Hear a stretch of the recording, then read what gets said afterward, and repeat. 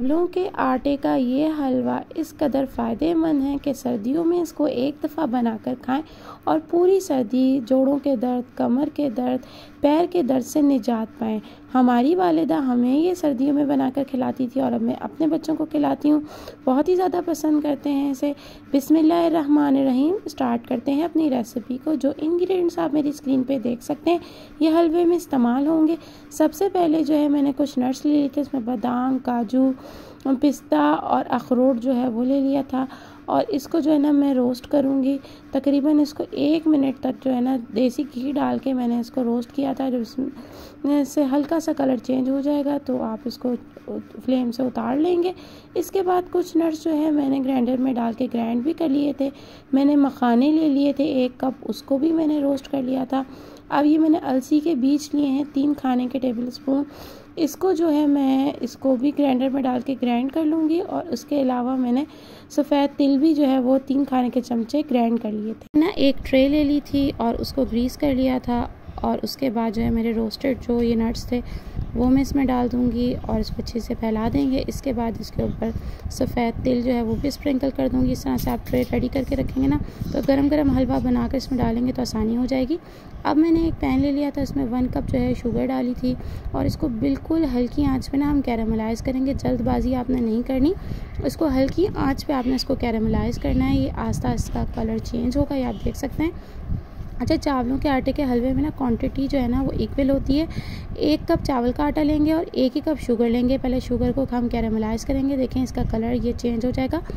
हल्की आंच पे करेंगे तो इसका कलर जो है ना बिल्कुल लाइट गोल्डन ब्राउन आएगा। इसके अंदर 1 कप दूध डाल देंगे हम और ये हल्की आंच पे खुद ही इसमें मिक्स हो जाएगा। और अगर ये मिक्स ना हो तो नहीं होना, इसको हल्की आंच पे छोड़ देना, ये खुद ही मिक्स हो जाएगी दूध में।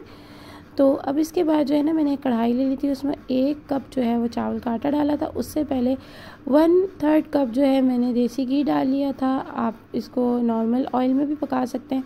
इसके बाद जो है ना मैंने इसको जो है हल्की आंच पे तकरीबन 3 से 4 मिनट इसका कच्चापन दूर किया था, इसको फ्राई किया था। इसके बाद अलसी के जो बीज थे 3 टेबल स्पून मैंने ग्राइंड किए थे वो इसमें डाले थे। लोग इसमें साबुत भी डालते हैं लेकिन इसका टेस्ट ऐसा आता है बच्चे पसंद नहीं करते। इसके बाद ना जो तिल मैंने सफ़ेद तिल वो ग्राइंड किए थे 3 टेबल स्पून वो इसमें डाल दिए थे। तीनों चीज़ों को अच्छे तरीके से जो है 5 मिनट तक हम बिल्कुल लो फ्लेम पे जो है इसको भून लेंगे। और ये देखिए बिल्कुल इस तरह से इसका दाना खड़ा खड़ा हो जाएगा तो ये समझे इसकी भुनाई कंप्लीट हो चुकी है। अब जो मैंने चाशनी बनाई थी दूध की और शुगर की वो इसमें हम डाल देंगे। पहले हम इसमें इसका तीसरा हिस्सा डालेंगे और इसको जो है ना अच्छे तरीके से मिक्स करेंगे।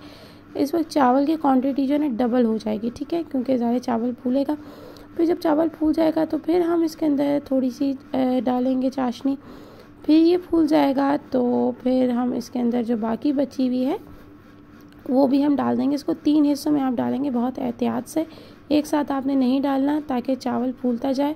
और बाकी की जो चाशनी है आप इसके अंदर डाल देंगे। मैंने कंप्लीट डाल दी थी। इसके बाद जो है ना मैंने फूल मखाने जो हैं जो उसको मैंने रोस्ट किया हुआ था उसको भी मैंने ग्राइंड कर लिए थे वो इसके अंदर डाल देंगे और इसको अच्छे तरीके से हम मिक्स करेंगे। इस वक्त ना फ्लेम को आप थोड़ा सा हाई कर लेंगे। इसके बाद ना कोकोनट क्रश किया हुआ वो मैंने डाल दिया था। इससे ना बहुत ही अच्छा सा टेस्ट आता है और ये बहुत ज़्यादा मुफीद भी होता है। इसके बाद जो है हम इसको भी इसके साथ भूनेंगे। इसके अंदर अब मैं इसके बाद इसके अंदर क्रश जो है वो जो नट्स थे वो इसके अंदर डालेंगे और इसको भी अच्छे तरीके से मिक्स कर लेंगे। ये हलवा जो है ना बहुत ही ज़्यादा मुफीद होता है।